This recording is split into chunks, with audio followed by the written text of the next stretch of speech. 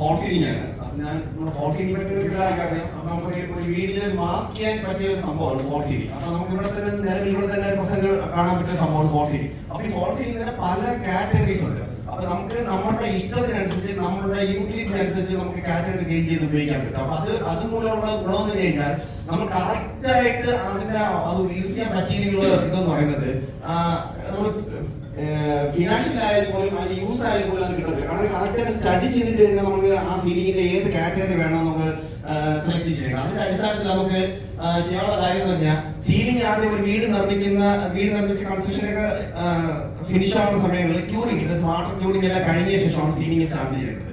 ആ ceiling start ചെയ്ത് കഴിഞ്ഞാൽ ആ സമയത്ത് അതിന്റെ ബെനിഫിറ്റ് നമുക്ക് ക്രിയേറ്റ് ചെയ്യാൻ പറ്റും. അപ്പൊ അതുപോലെ നമുക്ക് സീലിംഗില് ചിലപ്പോൾ ഫംഗസ് എന്നൊരു സംഭവം ഉണ്ടല്ലോ. അപ്പൊ അത് കറക്റ്റ് ആയിട്ട് വർക്കിംഗ് ടൈം കറക്റ്റ് ആയിട്ട് ചെയ്തിരിക്കുമ്പോഴാണ് ആ സീലിംഗിന് ഫംഗസ് എന്ന സാധനം ഉണ്ടാകുന്നത്. ഓക്കെ, നമ്മളിവിടെ ജസ്റ്റ് കാണാൻ പറ്റുന്നത് ഇത് POP പ്ലാസ്റ്റർ ഓഫ് പാരീസ്. നമ്മൾ ഈ ജസ്റ്റ് സീലിംഗിന്റെ ഫസ്റ്റ് കാലഘട്ടം എന്ന് പറയുന്നത് പ്ലാസ്റ്റർ ഓഫ് പാരീസ് ആണ് സ്റ്റാർട്ട് ചെയ്തത്. അപ്പൊ അത് വെച്ച് നമുക്ക് സ്റ്റാർട്ട് ചെയ്തിട്ടുള്ള പല ഒരുപാട് കൊട്ടാരങ്ങൾ ഇങ്ങനെ എല്ലാം മേക്ക് ചെയ്തിട്ടുള്ള ഈ പ്ലാസ്റ്റർ ഓഫ് പാരീസ് എന്ന കാറ്റഗറിയാണ്. അപ്പൊ ഇപ്പൊ നമുക്ക് അവൈലബിൾ ആയിട്ടുള്ള നേരത്തെ പറഞ്ഞില്ലേ, ഇപ്പൊ അവൈലബിൾ ഉള്ള പ്രോഡക്റ്റ് എന്ന് പറയുന്നത് ജിപ്സം ബോർഡാണ്. അപ്പൊ ജിപ്സം ബോർഡിൽ നമുക്ക് ചെയ്യേണ്ടത് ജിപ്സം ബോർഡ് സെലക്ട് ചെയ്യുന്ന സമയത്ത് അവിടുത്തെ ഏരിയ ആസ് കണ്ടീഷൻ മെയിൻ ആയിട്ട് നമുക്ക് സ്റ്റഡി ചെയ്തിരിക്കണം. അപ്പൊ ജിപ്സം ബോർഡ് എല്ലാ ഏരിയയിലും നമുക്ക് ചെയ്യാൻ പറ്റത്തില്ല. അപ്പൊ ചില നമുക്ക് സ്ട്രോങ് ആയിട്ട് ജസ്റ്റ് വെള്ളത്തിന്റെ അംശം ചാൻസ് ഇല്ലാത്ത ഏരിയകളിലായിരിക്കും ജിപ്സം ബോർഡിന് ഏറ്റവും കൂടുതൽ ബെറ്റർ. അപ്പൊ നമ്മൾ അവിടെ ചെയ്യുമ്പോൾ പല കാറ്റഗറിയിലായിട്ട് അത് ചെയ്യാൻ പറ്റും. നമ്മൾ ഇതിന്റെ ഇവിടെ കണ്ടിരിക്കുന്നത് പ്ലെയിൻ കോൺസെപ്റ്റ് ആണ്. നമുക്ക് ജസ്റ്റ് പ്ലെയിൻ ആയിട്ട് മാസ്ക് ചെയ്യുക, അതിന്റെ അകത്തോടെ നമുക്ക് AC ഡക്റ്റ് ഇലക്ട്രിക്കൽ കേബിളിംഗ് ഒരുപാട് സാധനങ്ങൾ ഇതിന്റെ അകത്തോടെ പോയിട്ടുണ്ട്. ഇതിനകത്ത് മാസ്ക് ചെയ്ത് പ്ലെയിൻ ആയിട്ട് മാറ്റുക. ഇനി നമുക്ക് വീട്ടിലോട്ടൊക്കെ പോകുമ്പോൾ അത് പ്ലെയിൻ അല്ല, ഇച്ചിരി ഡിസൈനിലോട്ടാണ് പോകുന്നത്.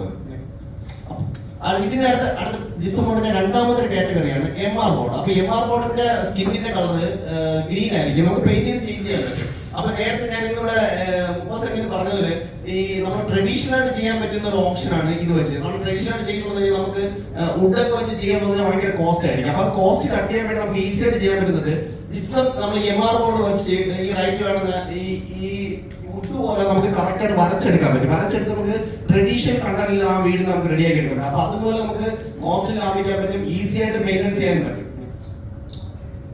ഇത് അടുത്ത അക്കോസ്റ്റിക് എന്ന് പറഞ്ഞാൽ നമുക്ക് ഇവിടുത്തെ ഈ ഒരു കോൺഫറൻസ് ഹാള്, നമുക്ക് വീട്ടിൽ തന്നെ ഒരു മിനി ആയിട്ട് തിയേറ്റർ, ഇതൊക്കെ റെഡി ആക്കണമെങ്കിൽ നമ്മൾ അക്കോസ്റ്റിക് ഭയങ്കര ധർമ്മമുള്ളതാണ്. പിന്നെ കമ്മ്യൂണിക്കേഷൻ റൂം, അങ്ങനെ പല കാര്യങ്ങളും ചെയ്യാൻ പറ്റും അക്കോസ്റ്റിക് ഉപയോഗിച്ചിട്ട്. നമ്മൾ അടുത്ത് ചെയ്യുന്നത് ഗ്രിഡ് സീലിംഗ് ആണ്. അപ്പൊ ഗ്രിഡ് സീലിംഗ് എന്നുള്ളതാണ് നമ്മൾ നേരത്തെ പറഞ്ഞു, നമുക്ക് പ്ലാൻ അല്ല, ജസ്റ്റ് ഒരു ടോയ്ലറ്റ് ഏരിയ അല്ലെങ്കിൽ ഒരു പൈപ്പുകൾ അകത്തൂടെ പോകുന്ന ഏരിയകളൊക്കെ ആണെങ്കിൽ ഈസി ആയിട്ട് നമുക്ക് ചെയ്യാൻ പറ്റുന്ന ഒരു